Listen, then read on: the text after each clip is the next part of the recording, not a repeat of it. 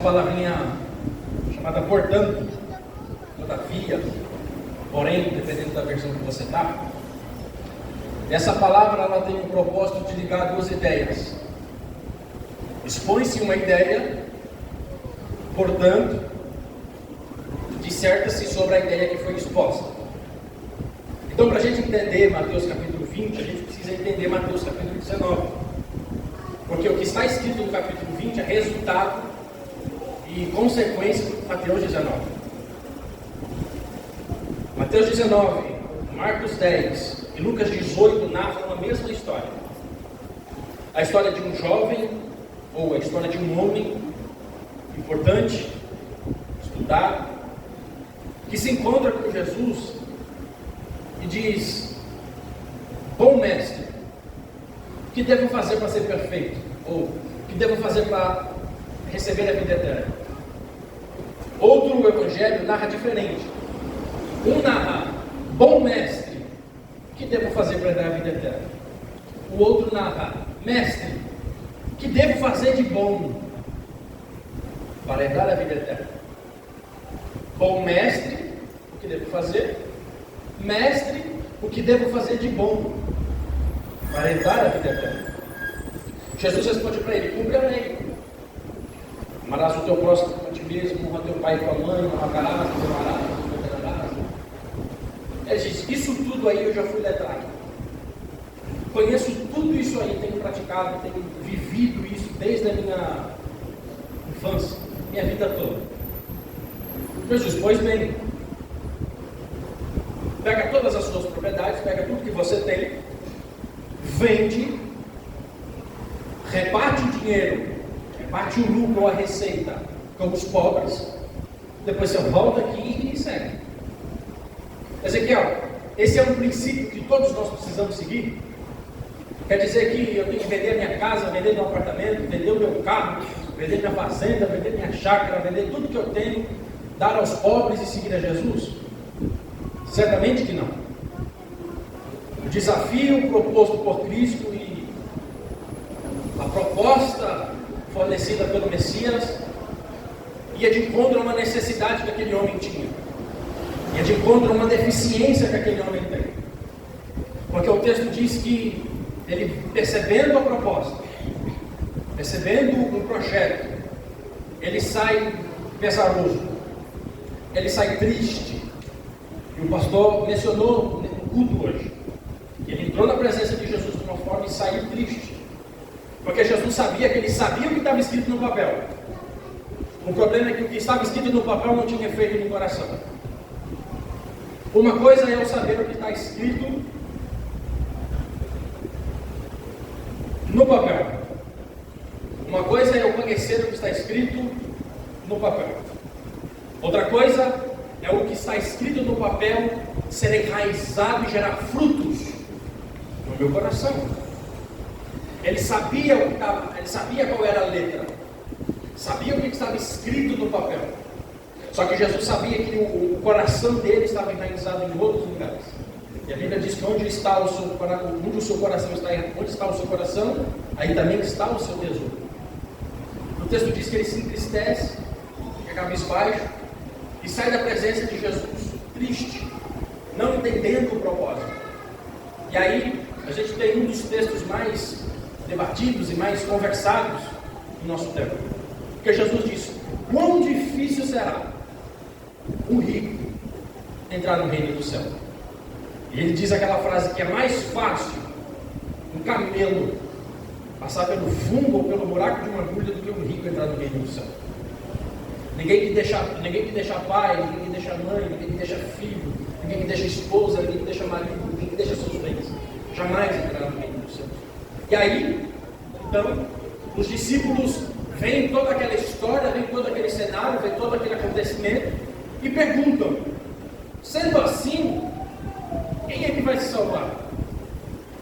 Sendo assim, quem é que pode ser salvo? Pedro toma a palavra, Pedro toma a vez e diz: nós, os discípulos, abandonamos tudo pelo Senhor, abrimos mão de tudo pelo Senhor.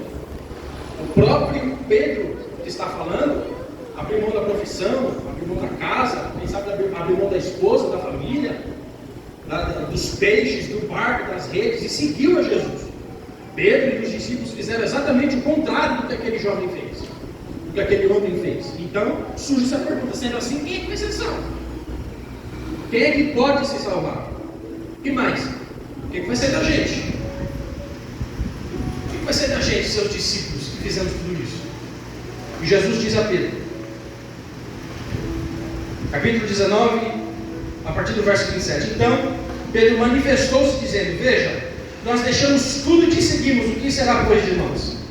Jesus lhe respondeu: com toda certeza vos afirmo que vós, os que me seguistes, quando ocorrer a regeneração de todas as coisas, e o Filho do Homem se assentar no trono da sua glória, também vos assentareis em 12 tronos, para julgar as 12 tribos de Israel. Também todos aqueles que tiverem deixado casas, irmãos, irmãs, pai, mãe, filhos ou terras, por causa do meu nome, receberão 100 vezes mais, e herdarão a vida eterna. Entretanto, muitos serão primeiros, e muitos últimos serão primeiros. Ou melhor, entretanto, muitos primeiros serão últimos, e muitos últimos serão primeiros. E aí surge-se a dúvida: muitos são chamados, poucos são escolhidos. Os primeiros vão ser os últimos, e os últimos vão ser primeiros.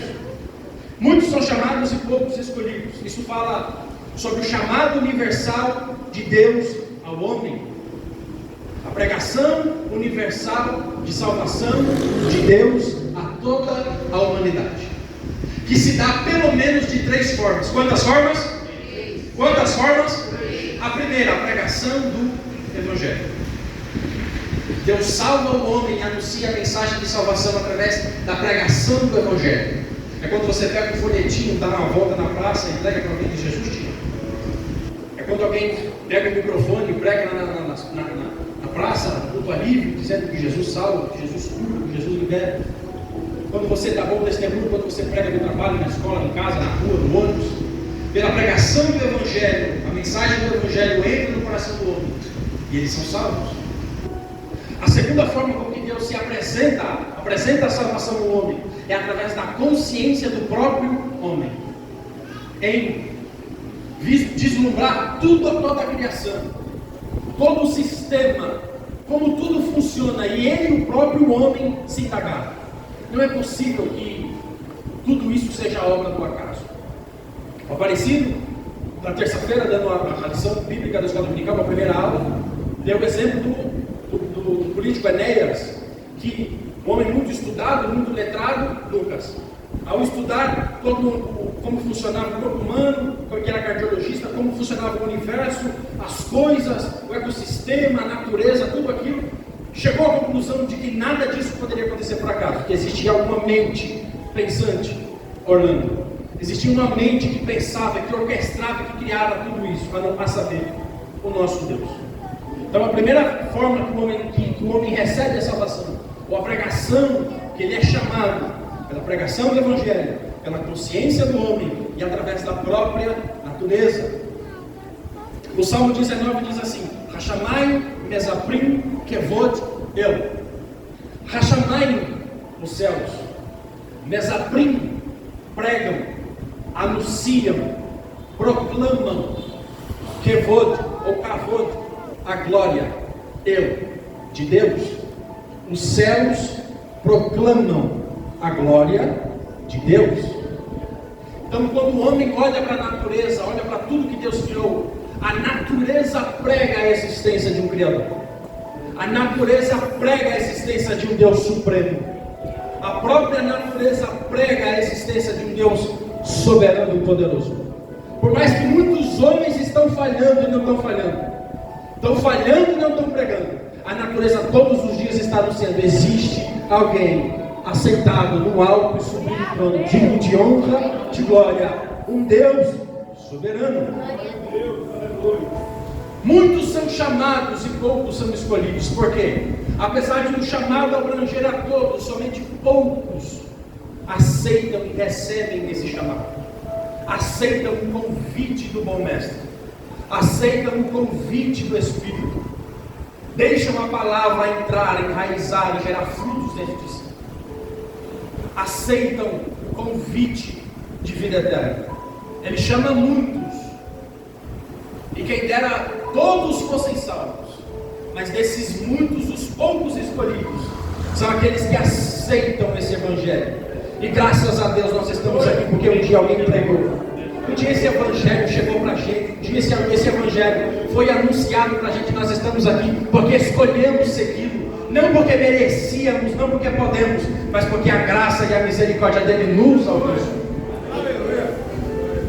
Muitos são chamados, mas poucos aceitam ser escolhidos por esse chamado.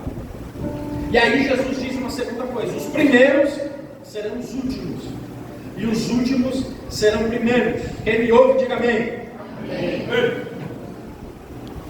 Ora, para quem a pregação do Evangelho apareceu primeiro? Para quem o Evangelho foi anunciado primeiro? Para quem o Evangelho foi anunciado de maneira instantânea e primária? Para Israel. Só que Israel rejeita a pregação do Evangelho. Israel rejeita o Messias. Israel rejeita o enviado. E aí, porque ele veio para os seus e os seus não quiseram, nós estamos aqui, a igreja. Aquilo que Israel rejeitou, a igreja abraçou. E porque eles rejeitaram, nós fomos abraçados e recebemos esse Evangelho. E agora somos um só corpo em Cristo Jesus. Então, os primeiros foram os últimos, e os últimos serão primeiros. Por quê? Porque primeiro o Evangelho foi pregado para Israel e por último para a igreja. Agora, na volta de Cristo, na regeneração, na segunda vinda de Cristo, ele vem arrebatar a igreja, que recebeu o Evangelho por último. Então, no arrebatamento, no final das coisas, no arrebatamento da igreja, no Apocalipse, primeiro ele trata com a igreja, que era a última. Depois ele trata com Israel, que era o primeiro. E assim, o primeiro vai ser o último. E os últimos serão os primeiros. Jesus está dizendo: quando eu voltar, eu volto para tratar com quem foi tratado por último na minha primeira vinda. Na minha primeira vinda eu tratei com Israel e com a igreja. Na minha segunda vinda eu vou tratar com a igreja e com Israel. E aí a gente entra no portanto, no capítulo 20, versículo 1. Porque tudo isso que a gente está aprendendo, tudo isso que Jesus está pregando, tudo isso que Jesus está ensinando, ele vai simbolizar através de uma parábola. Ele vai contar uma história que vai exemplificar tudo isso. Ele vai narrar uma história que sintetiza todo esse assunto. O capítulo 20 começa contando essa parábola. Jesus contando essa história, onde um dono da vinha, ao raiar do dia, ao clarear do dia, às 6 horas da manhã, vai para a praça, vai para o mercado, procurar trabalhadores para a sua lavoura, trabalhadores para a sua vinha, talvez, para as suas plantações. Por ser época de colheita, precisava de muito trabalho. Então alguém que tem uma vinha e precisa colher os frutos, alguém que tem uma plantação e precisa colher os frutos, vai até o mercado, até a praça, contratar pessoas para pagar uma diária de trabalho. E o texto diz que ele chega às 6 horas da manhã e encontra homens para trabalhar. Fique bem, Zé. O Zé é o trabalhador que está às 6 horas da manhã na praça. O dono da plantação chega para ele e diz: eu vou pagar para você 1 denário pelo seu dia de trabalho. 1 denário era um dia de salário da guarda romana. Era mais do que o suficiente para um trabalho no campo. O dia do judeu começa às 6 da manhã e vai até às 6 da tarde. O nosso dia aqui é da meia-noite à meia-noite. Para eles é das 6 às 6. Então o sábado para ele, por exemplo, começa das 6 horas, das 6 da tarde da sexta. Então eu vou contratar o Zé, vou contratar você, Zé, para trabalhar na minha plantação. Vou te pagar 1 denário por dia. Você vai trabalhar das 6 às 6. Quem trabalha das 6 às 6 trabalha quantas horas? 12. Vou pagar para você 1 denário. Tá bom para você? Tá ok para você? Tá justo para você? Você aceita? Trazendo para os dias de hoje, é como se eu estivesse fechando 12 horas de trabalho com Zé por R$1.000. Quantos? Quantos? Ele vai trabalhar das 6 às 6, 12 horas, ok? Pois bem. Levanta aí, Bruno. O texto diz que ele faz isso às 6. Às 9 horas da manhã ele volta para a praça. Encontra trabalhadores parados na praça. Ele vai dizer: preciso colher a plantação lá. Você vai trabalhar das 9 às 6. Ele vai trabalhar quantas horas? 12. Ele vai trabalhar das 9 às 6. Então ele vai trabalhar quantas horas? 9. Vou pagar para você o que é justo. Vou pagar para você o que é justo. Você concorda? Você aceita? Pode trabalhar. Vai trabalhar. Vai, levanta aí. Você chegou agora? 6 da manhã, 9 da manhã, meio-dia. Volto na praça do mercado, vou contratar o seu trabalho. Está cheio de coisa lá, você é experiente, está cheio de coisa para plantar lá, você contrata, tá bom? Vou pagar para você o que é justo. Vou pagar para você o que é justo. Então lá eu tenho R$1.000. Aqui eu tenho o que é justo. Aqui eu tenho o que é justo. 12 horas de trabalho, 9 horas de trabalho, dá meio-dia 6 horas de trabalho. Ok? Fique em pé. Levanta aí, Arthur. 3 horas da tarde eu vou para a praça de novo. Preciso contratar trabalhadores lá para a lavoura. Você aceita? Eu vou pagar para você o que é justo. Você aceita? Ele vai trabalhar das 3 da tarde às 6 da tarde. Vai trabalhar quantas horas? 3. Tá bom, tá? Vou pagar para você o que é justo. Fechou? Fechou. Levanta aí, Guilherme. 5 horas da tarde. Eu vou para a praça. Vejo o Aguinaldo parado lá na praça. Aguinaldo, preciso de gente para trabalhar lá na minha lavoura. Tem uns camaradas trabalhando lá, mas eu vou levar você também. Você vai trabalhar das 5 às 6. Quantas horas o Aguinaldo vai trabalhar? Molezinha, hein, Major? Olha só. Vou pagar para você o que é justo. Você aceita? Está trabalhando. Quando chegou 6 horas da tarde, o dono da lavoura, acabou o expediente, chamou o administrador, vai lá e paga os trabalhadores. Na nossa ótica, no nosso entendimento, quem é que tem que receber primeiro? Quem trabalhou 12 horas, certo? O dono da lavoura faz o seguinte: chama o administrador e fala: vai lá, paga o pessoal e começa pagando pelo Agnel. O último que trabalhou só 1 hora. Quando o Agnel recebeu? R$1.000. Eu prometi o que era justo. Justo, R$1.000. O Agnel trabalhou das 5 às 6 e recebeu R$1.000. O Arlen trabalhou das 3 às 6 e recebeu? Quanto? 1.000. O cara que trabalhou 1 hora recebeu 1.000. O cara que trabalhou 3 vai receber? 1.000. O Moura trabalhou 6 horas, o meio-dia 6. Quanto é que ele vai receber? 1.000. O Bruno trabalhou das 9 às 6. Quanto é que ele vai receber? 1.000. Quando o Zé viu tudo isso aqui acontecendo, o Zé pensou: se o cara que trabalhou 1 hora só ganhou R$1.000, estourei, vou ganhar pelo menos 5. Eu trabalhei 12, eu fiquei no sol 12 horas. O Aguinaldo ficou no sol 1 hora só. Ele ganhou 1.000, eu fui o primeiro, trabalhei 12 horas, eu vou receber mais. Quanto é que o Zé recebeu? 1.000. O Zé não gostou. Eu fiquei o dia inteiro no sol, fiquei o dia inteiro trabalhando, no calor do sol castigante. Você vai me dar R$1.000 só de trabalho? O dono da vinha responde: quanto foi que eu fechei com você? Quanto foi que eu combinei com você? Quanto foi que você aceitou? Quanto foi que eu estou te pagando? Por que você está reclamando? Não estou pagando para você o que eu prometi? Pode sentar, pessoal, obrigado. O dinheiro é meu e o poder é meu. Eu faço dele o que eu quiser. O dinheiro é meu, o poder é meu. Eu faço dele o que eu quiser. Eu te prometi 1.000, leva seus 1.000 e vai dando glória. Agora, se quem trabalhou somente 1 hora, eu quero pagar para ele também R$1.000, quem é você para questionar a minha decisão? Se eu sou o dono da lavoura.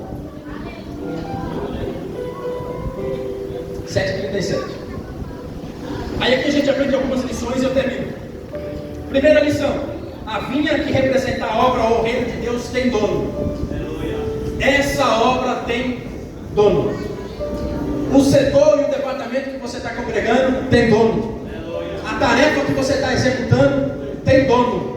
Você é só um trabalhador dentro da vinha e da obra dele. O problema é que a gente começa a fazer as coisas, vai se desenvolvendo, vai vendo os frutos, e a gente sai do lugar de servo e entra no lugar de dono. Só que Jesus nessa noite está nos dizendo: você é trabalhador da minha vinha, rapaz. Você rege na obra que é minha. Você coordena na obra que é minha. Você é porteiro na obra que é minha. Você é músico na obra que é minha. Você prega na obra que é minha. O Senhor pastoreia na obra que é dele. A vinha tem dono, a obra tem dono, e o dono dessa obra é Jesus.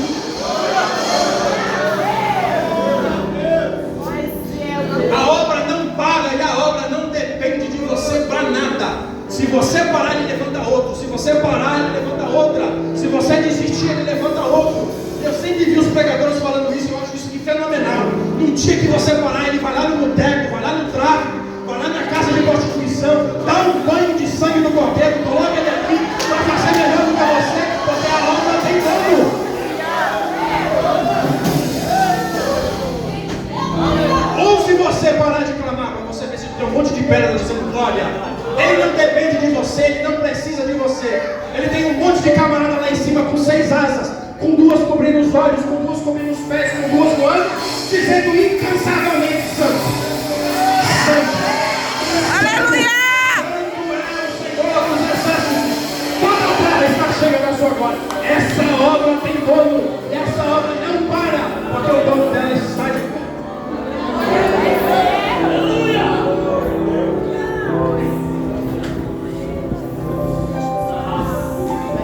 Aleluia. 1 Coríntios 10, 31. Assim quer vocês comam, quer bebam, quer façam qualquer outra coisa, façam tudo para a glória de Deus. Se você rege para a glória de Deus. Se você canta para a glória de Deus. Se você prega para a glória de Deus. Se você dá aula para a glória de Deus. Se você é porteiro, fique na portaria para a glória de Deus. A glória sempre será de Deus. Porque se tirar Deus da gente, não sobra nada.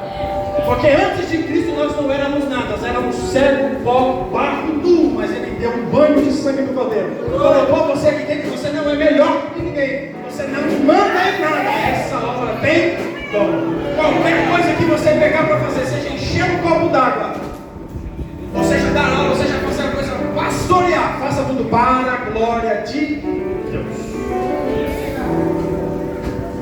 Reino dos céus, segunda lição. Reino dos céus é um reino de serviço. Reino dos céus é um reino de serviço. Não se faz parte do reino parado. Não é possível fazer parte desse reino de Deus, desse reino dos céus, estando parado. É necessário trabalhar, é necessário fazer alguma coisa, porque o reino de Deus é um reino de serviço. Se você está aqui dentro, você não faz nada, você está parado, cuidado, para não ficar fora do reino de Deus. Aleluia. Porque reino de Deus é ser. Eu não estou dizendo cargo, estou dizendo serviço, botar a mão no arado. Estou falando de cargo, porque tem gente que. Se o senhor está orando, não redobra a oração, tá? Porque tem gente que se está, faz, se não está, reclama, não faz nada. Estou dizendo de cargo, não estou falando de cargo, de posição, estou falando de serviço. Serviço a Deus. Serviço em prol do reino.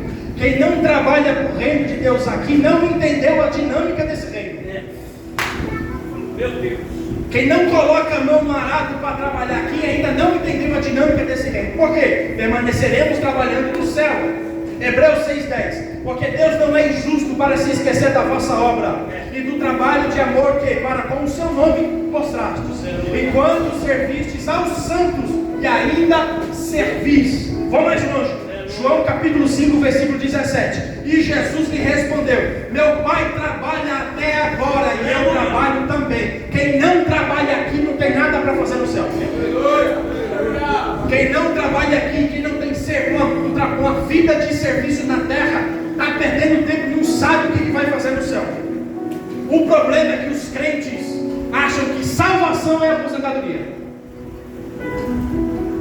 Vou passar uma vida trabalhando, quando Jesus voltar, vou relaxar, vou descansar. Salvação não é aposentadoria. Salvação é para aqueles que trabalham, para quem tem a mão no arado. O problema da nossa época, o problema dos nossos dias é que a gente quer só usufruir dos benefícios. A gente só quer o ganha-nomes. A gente só quer pedir. Receber. Mas e quando a gente apresentar as nossas obras, apresentar as nossas mãos? Quando a nossa obra passar no fogo, que a palha for queimada, que o feno for queimado, que a madeira for queimada, como é que vai ser? Não, mas eu estou salvo, estando aqui é o que vale. Você não entendeu como é que funciona o reino de Deus? O importante é entrar no céu, nem que seja no camburão, mas entrar lá. Você não entendeu como é que funciona o reino de Deus? Você não entendeu como é que é a dinâmica do reino de Deus? É por isso que tem esse debate nesses últimos dias de surpresa, de choque. Porque tem gente que diz, não basta estar lá. Reino de Deus é um reino de serviço. Perceba aqui, terceira lição: Jesus não fica devendo nada para ninguém. Jesus não fica devendo nada para ninguém. Para os últimos trabalhadores, ele pagou exatamente a mesma quantidade acordada para o primeiro. Os últimos foram os primeiros. Os últimos receberam primeiro. E os primeiros receberam por últimos. O que é o pagamento na parábola? É a salvação. A vinha é a obra do reino de Deus. O dono da vinha, o dono da lavoura, é o próprio Deus, é Cristo. Os trabalhadores somos nós. E o que é essa paga desse 1 denário? O que é esse pagamento? É a salvação. O que Jesus está dizendo? Quanto à salvação, não existe preferência, nem área especial. Todos receberemos a mesma recompensa, vida eterna. Vida eterna. Então, quem tem 150 anos que está trabalhando debaixo do sol, vai receber o mesmo salário de quem aceitar Jesus hoje, começar a trabalhar hoje. Vida eterna. Aleluia. Tempo de trabalho não te qualifica para uma área especial. Essa área é especial para quem trabalhou 20 anos. Agora, o Ezequiel que aceitou Jesus tem 2 meses, vai ter que ficar numa ala separada do céu, porque ali é o área de tempo. Não existe isso no céu. Salvação é para todos. Se você tem 150 anos de crente e está seguindo Jesus firme e fiel, seu destino é o céu. Se você se arrepender, ajoelhar e aceitar Jesus como o único suficiente Salvador, você vai para o mesmo céu. Tempo de crente não te qualifica a ganhar mais ou ter destaque no reino de Deus, ou a salvação é para todos. Salvação não é para o tempo de trabalho. Você deve gastar a sua vida trabalhando em prol do reino de Deus, mas a sua salvação não é comprada pelo trabalho que você fez. A nossa salvação é mérito do sacrifício vicário de Jesus na cruz do Calvário. Não existe nada que você faça que te qualifique a ser salvo. Salvação é graça, favor imerecido, Senhor. Nós não merecíamos, mas Ele nos alcançou, Ele nos amou, nos abraçou. E está dizendo, dentro de um reino que é um reino de serviço, a salvação é para todo mundo. Para quem trabalhou 12 horas e para quem trabalhou 1. Todos serão salvos. Aleluia. Aleluia. O problema é que a gente tenta até barganhar com Deus, negociar com Jesus. Eu já disse isso aqui uma vez, mas eu vou repetir. Como é que funciona a barganha? Eu tenho algo que o pastor Gildo não tem e quer muito.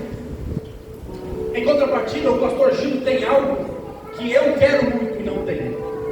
Então a gente senta na mesa da negociação e vai barganhar. Gildo, eu tenho isso e você tem isso. Se você fizer isso, eu faço isso. Se você fizer aquilo, eu faço aquilo. E o que o Gildo tem e eu não tenho supre uma necessidade minha. E o que eu tenho e o que o Gildo não tem supre uma necessidade dele. Então ambas as necessidades são sanadas nessa negociação. Dentro desse princípio, alguém entra dentro da igreja que é para ganhar com Deus. Se o senhor fizer, eu faço.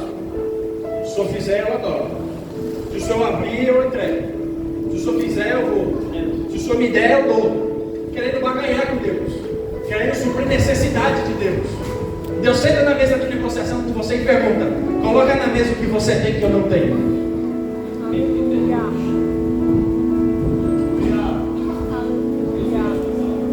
Você quer barganhar? Vamos barganhar.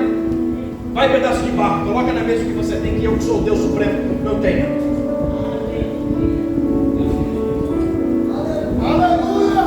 Glória a Jesus! Aleluia! O problema não está no pagamento do dono da lavoura. O problema está em quem recebe.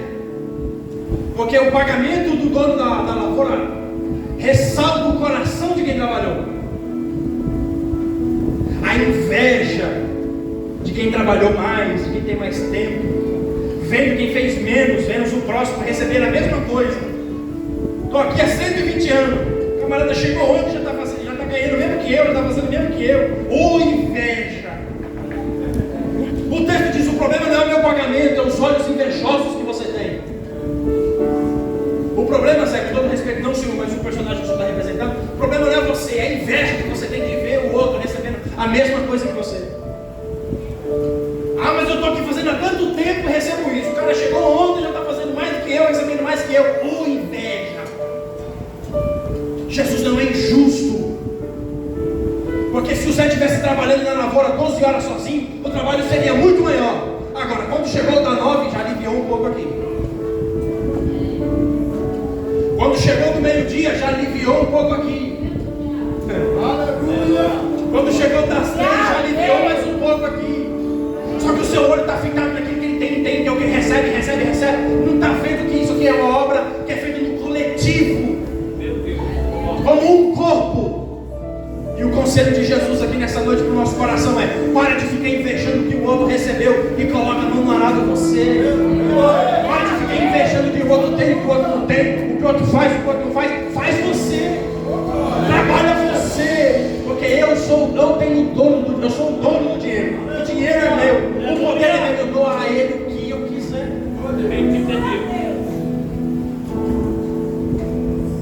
Ele faz o que ele quer com isso. E quem somos nós para questionarmos o dono da vida? Para dizer para quem ele tem que dar ou quem ele tem que deixar de dar alguma coisa?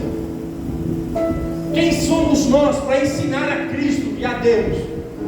Para quem ele tem que dar X e quem ele tem que deixar de dar tanto? Salvação é para todos. Todos aqueles que aceitarem, aqueles que receberem. A justiça do céu é contrária à ótica do homem. Porque da nossa ótica, e geralmente antes de pregar aqui, eu prego em casa com a gente. E eu falei para a gente: o cara trabalhou 12, o outro trabalhou 1. Quem é que tem que receber mais? Trabalhou 12. Porque essa é a lógica da coisa. Quem trabalha das 8 às 6 ganha X. Quem trabalha das 8 às 6 e faz 2 horas extras ganha mais, sim ou não? Ganha um extra da hora extra que trabalhou mais. Essa é a ótica do homem. Essa é a nossa visão. Quem trabalha mais ganha mais. Só que a justiça de Deus é contrária à ótica do homem.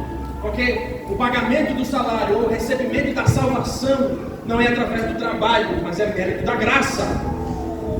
A justiça de Deus está acima de qualquer crítica. Qualquer crítica que você tiver para fazer contra o reino de Deus não é válida. Qualquer justiça que você acha que tenha ou que pratique contra os princípios da palavra de Deus, achando que é válida, você está enganado. O maior ato de perfeição que o homem pode ter, o maior ato de perfeição que o homem pode ter, se for comparada com a grandeza e a santidade de Deus, se revela desprezivelmente irrelevante. O maior ato de justiça e de fé que você possa ter, se for comparar com quem Ele é desprezivelmente irrelevante. Se comparar a sua justiça com a justiça dele, a nossa justiça é desprezivelmente irrelevante. Torna-se nada. O nosso maior ato de justiça diante de Deus ainda é injustiça. A nossa justiça diante dele ainda é injustiça. Estava adulterando, estava pecando, caiu, é falha, pecadora, e a lei está dizendo que a gente tem que matar ela jogando pedra. A justiça diz que ela tem que morrer apedrejada, porque ela pecou, ela é falha, ela é pobre, miserável. A gente pegou ela pecando, ela não merece viver, ela tem que morrer. Então a gente tem que matar ela por pedrada. Tá certo. Ela merece morrer mesmo, porque ela é tudo isso. Quem não é nada disso aí e nunca tem pecado, atira a primeira. Com a permissão do pastor, por favor, você coloca de pé. O nosso maior ato de justiça diante dele ainda é injustiça. Porque quem somos nós para aplicarmos qualquer tipo de justiça? Por quê? Porque quem somos nós? Nós somos os trabalhadores da lavoura, que estávamos parados na praça do mercado lá desocupado. Ninguém queria a gente. Um monte de gente passou 6 horas da manhã e não pegou a gente lá para trabalhar. Passaram às 9 da manhã e não pegaram nós para trabalhar. Passaram meio-dia, 3 da tarde, 5 da tarde, ninguém queria a gente estava jogado lá na praça, ninguém queria a gente. Ninguém queria eu, ninguém queria você.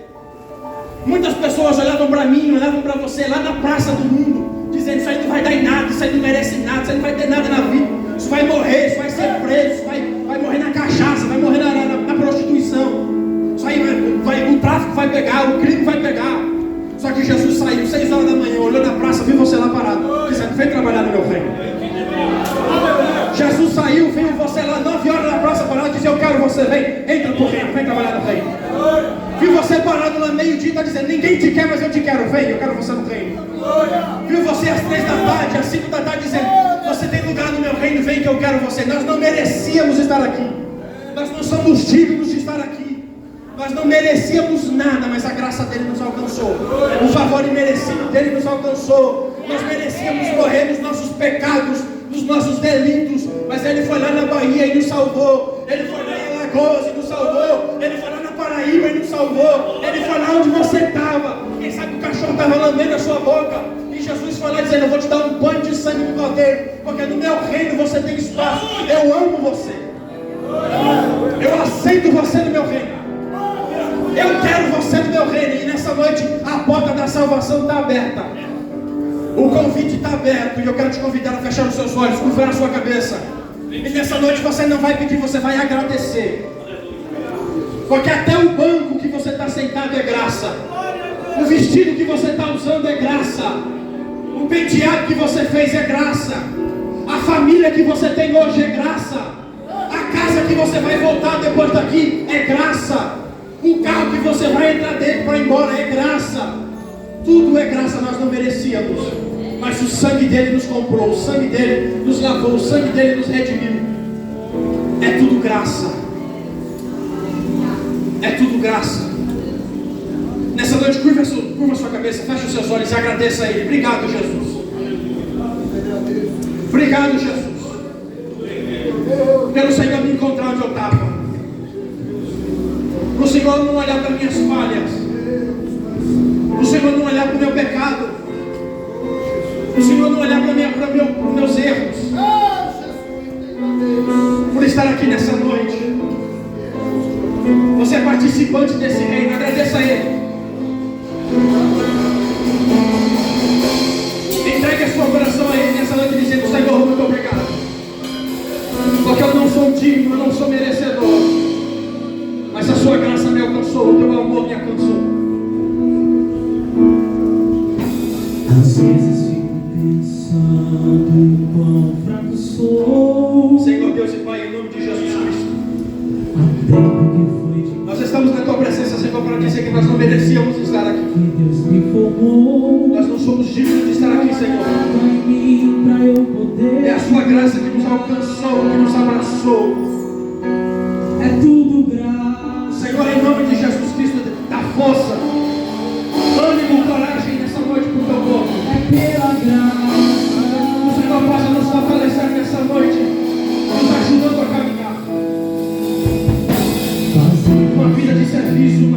devoção a Ti, meu A Senhor. Bíblia diz: Perdoa nossos pecados, os nossos erros, as nossas falhas, os nossos defeitos, as nossas iniquidades, as nossas transgressões. eu já fiz. Porque é isso, Senhor, permaneça fiel, nós somos infiéis. Pecamos, erramos e falhamos constantemente, diariamente. É tudo graça. Não somos aquilo que o Senhor deseja que nós somos. Não nos lance fora da Tua presença, Senhor. É pela graça. Mas nessa noite que a Tua graça nos abraça, que o Teu amor nos abraça, que o Teu Espírito nos fortaleça. Me trazendo salvação. Graça que sou, sabe que sou pecador. Mesmo assim me oferece o perdão. Graça que me deixa sem graça. E no meio dessa desgraça dos pecados, nós te agradecemos pela Tua graça,